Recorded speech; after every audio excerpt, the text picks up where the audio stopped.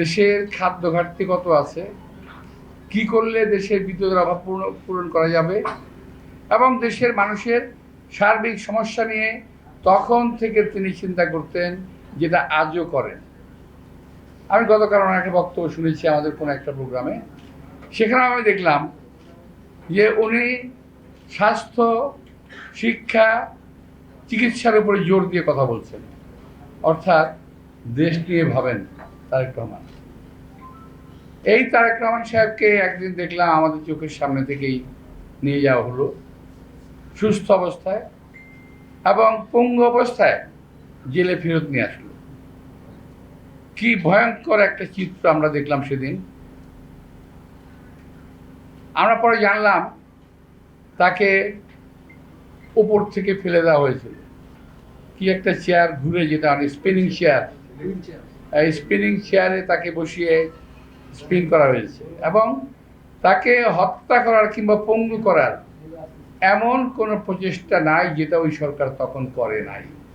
সবই করেছে তারেক রহমানকে শেষ করার জন্য। আল্লাহর অশেষ রহমতে অ্যাক্টিং চেয়ারম্যান হিসাবে আজকে আমাদের দলের দায়িত্ব পালন করছেন এবং আমি বলবো যে আমরা এখন থেকে 20 বছর আগে ওনাকে যা দেখেছি, 20 বছর পর আজকে দেখছি অনেক তফাৎ। আজকে তারেক রহমান সত্যি সত্যি বিএনপির অ্যাক্টিং চেয়ারম্যানের দায়িত্ব পালন করছেন, সঠিকভাবে পালন করছেন। যারা একসময় তারেক রহমানকে পছন্দ করতেন না, তারাও আজকে বলতে বাধ্য হচ্ছেন যে তারেক রহমানের ভিতরে ম্যাচুরিটি এসেছে। বলে শুনতে ভাল লাগে আমাদের। নির্বাচন না সংস্কার?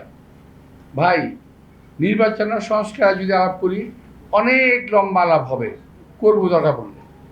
কিন্তু ছোট্ট একটা কথা কি জানেন, নির্বাচনের বিকল্প শুধুমাত্র নির্বাচনই হতে পারে, অন্য কোনো কিছু হতে পারে না। আর আমি কথা বললেই তো বলবো যে মির্জা আব্বাস তো সংস্কারের বিরুদ্ধে কথা কয়, সংস্কার চায় না। আরে ভাই না, আমাদের জন্য, নির্বাচনের জন্য, দেশের জন্য, দেশের মানুষের জন্য যেই সংস্কারটুকুর প্রয়োজন আমরা সেই সংস্কারটা চাই। যে আপনারা যেগুলো বলতেছেন সংস্কারের কথা, সব সংস্কার তো মানা যাবে না। এই কথাটাকে টুইস্ট করে আমাদের কয়েকজন বিদেশি অবস্থানরত তথাকথিত সাংবাদিক টুইস্ট করে এমনভাবে বলল বিএনপি সংস্কার চায় না, মির্জা আব্বাস সংস্কার চায় না। এমনকি সালমান রহমানের টাকা খেয়ে যার স্বাস্থ্য চেহারা মোটা হয়েছে এমন লোকটা প্রায়ই আমার বিরুদ্ধে দেখবেন, প্রায় আসে, ফেসবুকে আসে, উনি প্রায় বলেন কেন মানবেন না, আপনাদের কি স্টেক আছে, কেন মির্জা আব্বাস আপনি মানবেন না? আরে ভাই, তোমার যেমন বিদেশে পালায় থেকে কথা বলার অধিকার আছে, আর আমার কি দেশে থেকে কথা বলার অধিকার নাই? আমি এই দেশে থেকে মৃত্যুদণ্ড মাথায় নিয়ে, জেল জুলুম মাথায় নিয়ে, জেলে থেকে আমার সহকর্মীদের নিয়ে আমি জেলখানায় থেকেছি, এই দেশেই আছি, পালিয়ে যাই নাই। আপনারা তো পালাই গিয়ে লম্বা লম্বা কথা বলতেছেন, আপনারা তো জীবনে কোনোদিন দেশে আসবেন না।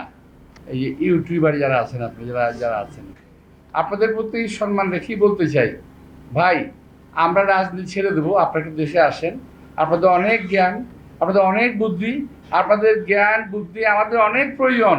আপনারা দয়া করে দেশে আসেন, বুদ্ধি দেন, কথা বলেন, কাজ করেন, মেনে নেব। আমরা রাজনীতি করবো না, আপনারা আসেন না, দেশে আসবেন না, আবার টিটকারি মেলা কথা বলবেন, সমালোচনা করবেন, জাত গোষ্ঠী উদ্ধার করবেন। এগুলো কেমন কথা হইল রে ভাই? মিথ্যা কথা বলবেন, অপপ্রচার করবেন, অপকথা বলবেন, কথা বলবেন, কুকথা বলবেন, একটা মানসিক চরিত্র হরণ করবেন। এগুলো কি?